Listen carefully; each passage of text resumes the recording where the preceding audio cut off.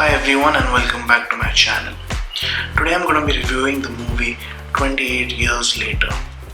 This is a sequel to the previous two movies, 28 Days Later and 28 Weeks Later. This movie is, as the title suggests, many years into the future of the franchise. And it is a horror movie and a zombie movie. I'm going to start with the pros first. The direction was pretty fine. There are many scenes where there are beautiful vistas and long sweeping shots and action that takes place in a very subtle but also a very jarring way. And on other occasions, it seems as if there are so many jump cuts and so many breaks in the scenes that it can get a little bit confusing, but overall it is pretty fine. Next is the colors. The colors are really beautiful. The scenery, the greens of the nature, the gory bits, they're all really well captured, and the color really helps in that, in increasing the fear factor of certain scenes.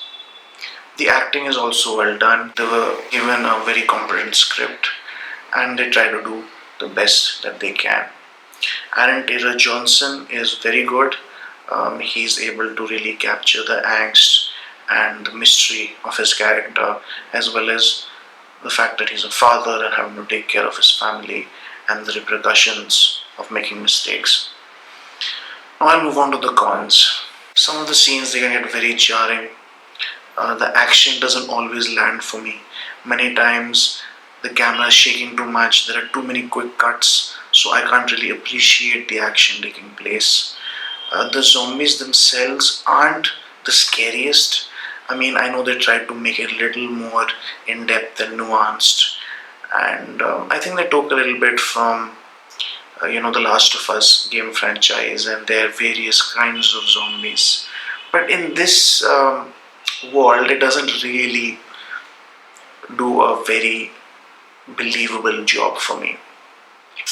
The other part being the music. I wasn't very happy with the music at all. I didn't like how they used the music. I didn't like the way the music was composed. Many scenes that required intense music and dark music had light music, which didn't make any sense to me. And then certain scenes had weird, strange kinds of melodies where there's something very deep going on in the conversations, and it was just a little jarring. The final negative that I have for this film is the script. The script in certain ways was very good. There were certain scenes where you really feel, okay, there's this depth, there's this nuance, the characters are doing something, it's going somewhere. But then suddenly it changes and it leads to this very shallow kind of conclusion. I think they could have done so much more, which leads me to the fact that there's obviously going to be a second part, which has already been announced. So I'm going to take this film with a grain of salt, but I have to review it for what it is as an individual piece of work. My final verdict for this film is going to be a 3 out of 5. There was a lot of good work here, but there was a lot of pieces that were missing, and hopefully we see the conclusion of a lot of storylines in the next film, and I will withhold some of my judgment for the next film as well.